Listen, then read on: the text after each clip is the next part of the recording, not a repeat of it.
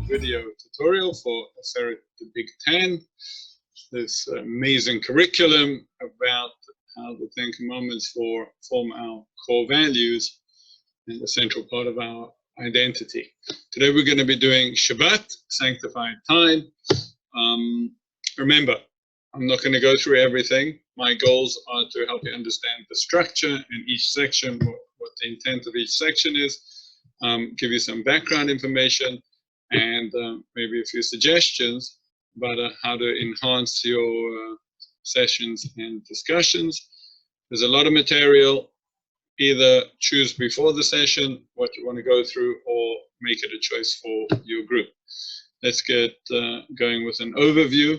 So here on page 2, we have an introduction about the importance of Shabbat as a people and also as an individual, and the theme of rejuvenation and how important that is. Page 3 is going into the Pshat, the literal understanding, and of all the Dibrot, this one has the biggest difference between the two versions. The first one is Zechor et Yom HaShabbat l'Kachot, to remember the Shabbat. What does that mean? And then on the page 4, it goes into Shomor et Yom HaShabbat l'Kachot, to guard the day of Shabbat. What does that mean? Then on page 6, we go into Melacha. What does it mean? Lo ta'aseh kol melacha. Don't do any work. What does that mean? Where do we learn that out from? And all the what's known as the 39 categories of Melacha. Conversation on that, and then the last section really going through total rejuvenation, how we find it in physical, page 9, emotional, social, and intellectual, and then on page 10, spiritual, and that ends off the workbook. Okay, let's go into detail. So we start off on page 2 with an introduction, Shabbat Shalom, Good Shabbos. And more than the Jews have kept Shabbat, Shabbat has kept the Jews. I think of all the core values that we're speaking about, this one is uniquely Jewish. Shabbat is important to every Jew.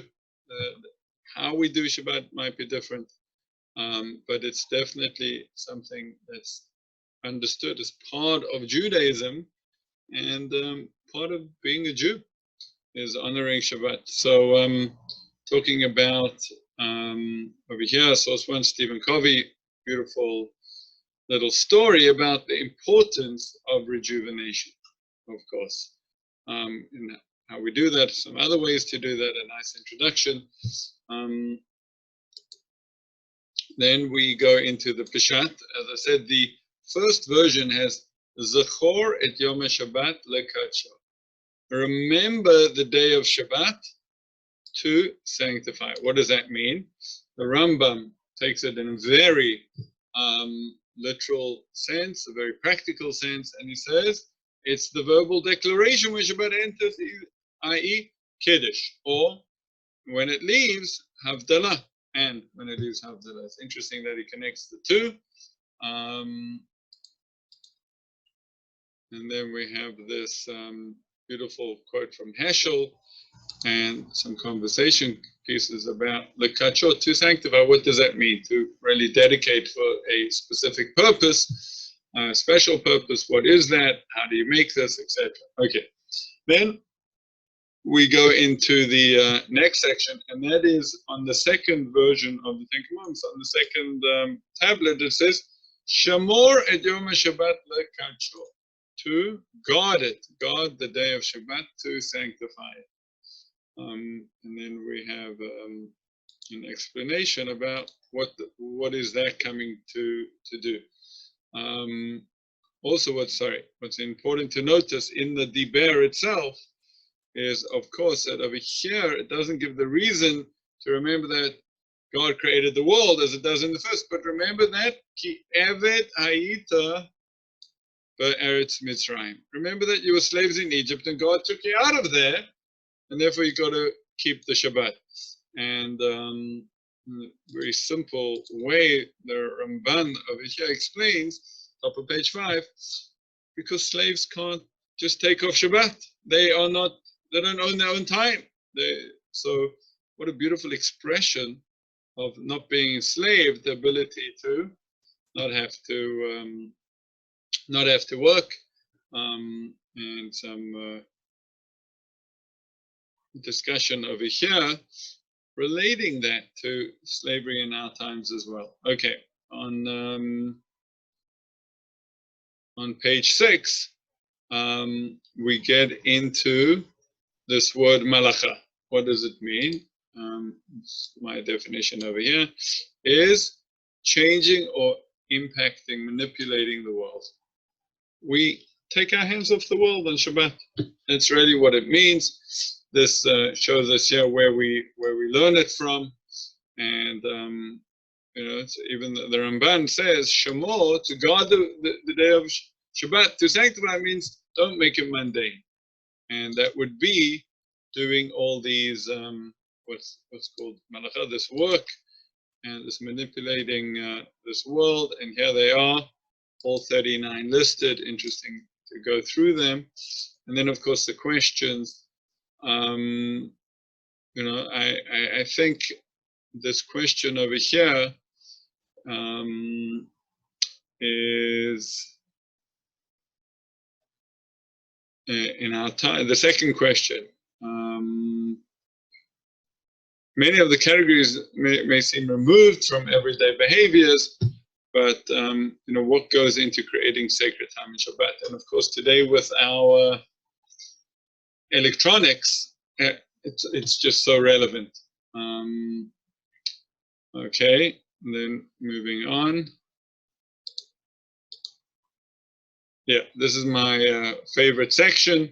Our total rejuvenation on Shabbat, starting with the physical Shabbat meal. Who hasn't experienced the Shabbat meal? Oh, by the way, as an introductory exercise, maybe go around and say, what was the most fun or the best Shabbat meal you ever had, and what made it so special? Of course, the Shabbat meal, clothes, getting dressed up for Shabbat. Question, of course, is how do you make sure you don't overdo that? And then on page 9, getting into the emotional and social aspects. Everyone, this beautiful idea by Shmucha David the Tzotto that says it's one day where everyone can gather together, eat and drink, speak to each other. What a noble idea, actually speak to each other. And then, of course, the intellectual part of Shabbat, fascinating law this, that people that work should learn more Torah on Shabbat. People who are Torah scholars, it's more of a day of rest. But of course, Shabbat as a way to intellectually rejuvenate, remind ourselves of what's really important, and then spiritual. Probably some of the most spiritual experiences people have, of course, are on Shabbat, our sanctuary in time. And integration, what does this Diber mean to you as a core value? As I said before, Shabbat is a defining part of our identity. People are even called Shomer Shabbat. He's a Shomer, she's a Shomer Shabbat.